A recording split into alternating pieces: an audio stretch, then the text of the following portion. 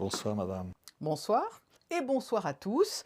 En ce dimanche, retour sur une semaine de fin de mois d'août au cours de laquelle l'actualité n'a pas marqué de pause, sous fond toujours de crise sanitaire. Serge Tell s'apprête à tourner la page de 4 années passées à la tête du gouvernement princier. Il s'est confié sur Monaco Info avant de quitter la principauté.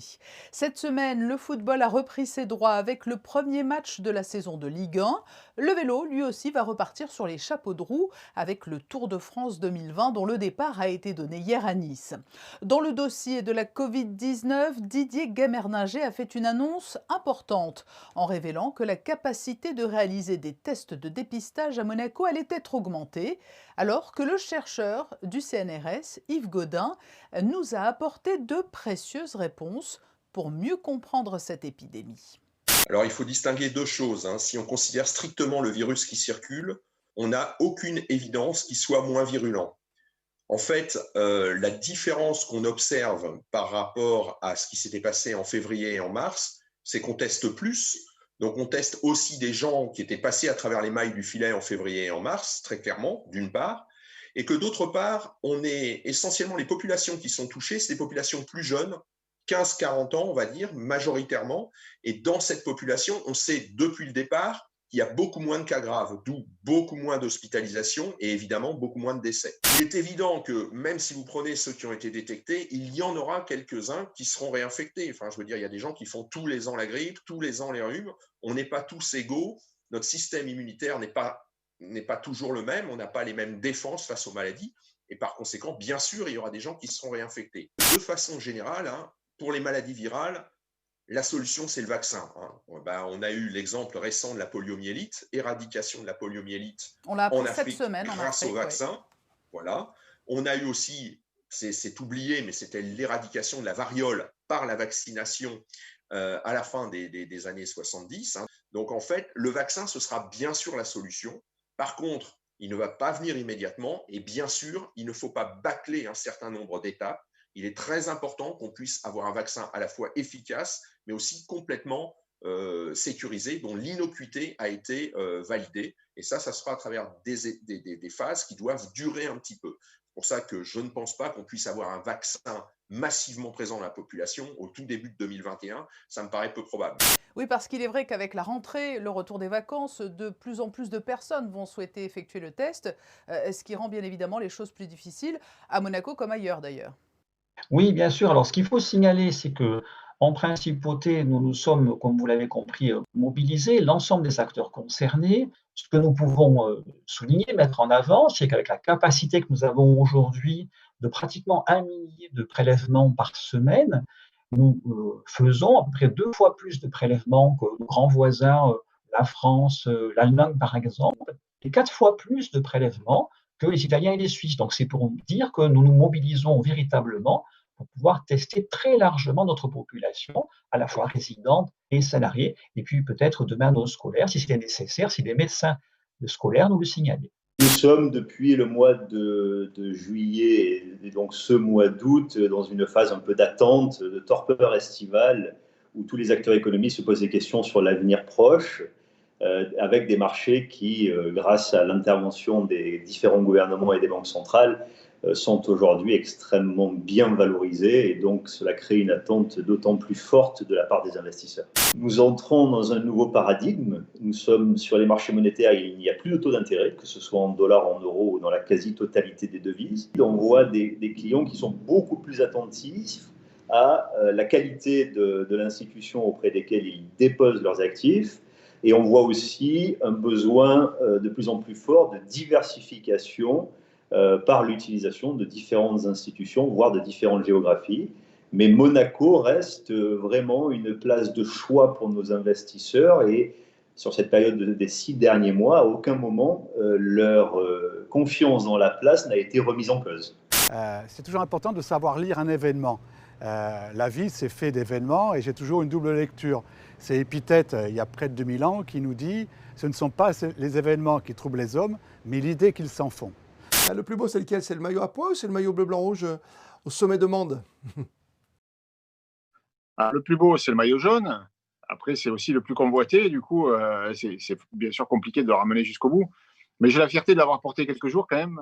2 journées en 95, 2 journées en 2000, et d'avoir ramené 2 fois le verre et 2 fois les poids les Champs-Élysées. Donc ça, c'était le poids, c'est très bien. C'est déjà tellement bien et important que l'épreuve puisse se dérouler qu'on va se satisfaire de ça. Alors effectivement, le vélo, c'est un des rares sports professionnels où on peut aller taper sur l'épaule du champion. Bon, mais pour cette fois-ci, on ne le fera pas. Il ne faut pas trop, en début de saison, se fier aux résultats, quoi. Il faut plus se dire, bon, progresser dans le jeu, ne pas perdre, c'est important, parce qu'on peut aller aussi gagner à l'extérieur. Hein, ce sera peut-être le cas de Monaco lors de la prochaine rencontre. Mais il faut que ça se mette, évidemment, en place. Et à titre personnel, j'avais tellement vibré, ça fait 3 saisons maintenant, avec ce Monaco en Ligue des Champions. Il faut souhaiter voir cette équipe monégasque vraiment être au top. Dans quoi, le top 3, top 5, oui. Mais bien sûr, quoi. C'est tellement un beau club et un grand club. J'ai fait qu'une saison à Monaco. On avait été dauphin de l'OM. Nous avions eu cette immense. Ce n'était pas de la chance, mais nous avions gagné quand même la Coupe de France face à l'OM. J'en garde personnellement un superbe souvenir. C'était des super moments, vraiment. Pourquoi le paddle aujourd'hui explose? Parce que ça fait fi d'une demande.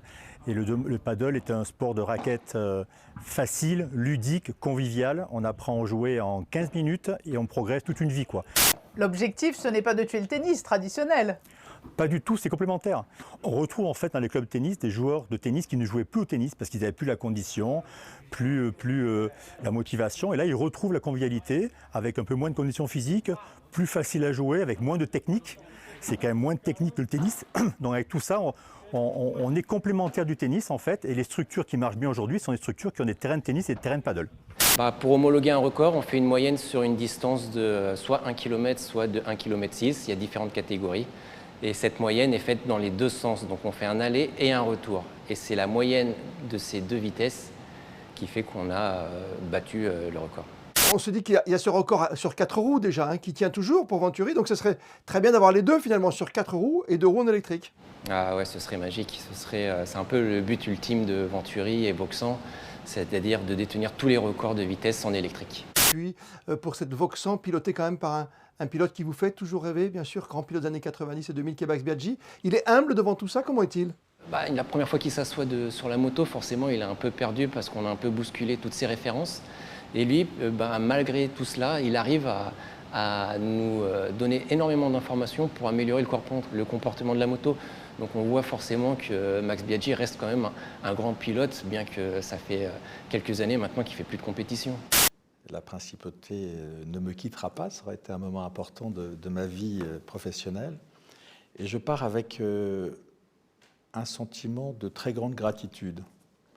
Gratitude évidemment à l'égard du prince souverain qui m'a fait la confiance de me nommer à ce poste, mais aussi gratitude à l'égard des Monégasques qui m'ont accueilli, de l'administration dont j'ai pu constater à la fois la qualité et la loyauté, et puis un sentiment d'avoir préparé l'avenir, et plus encore un sentiment de confiance dans ce pays. Et c'est mardi 1er septembre que Pierre Dartout succédera à Serge Tell à la tête du gouvernement princier. Voilà une actualité déjà riche avant même la rentrée. Et pour prolonger ce week-end avec des sourires, voici le best-of des réseaux sociaux.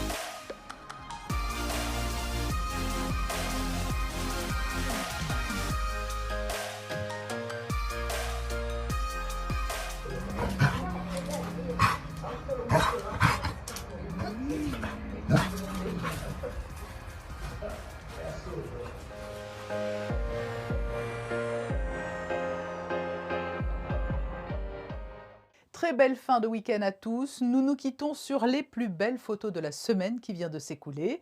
Christophe Pacaud étant sur les routes du Tour de France, je vous donne rendez-vous demain à 19 h sur Monaco Info.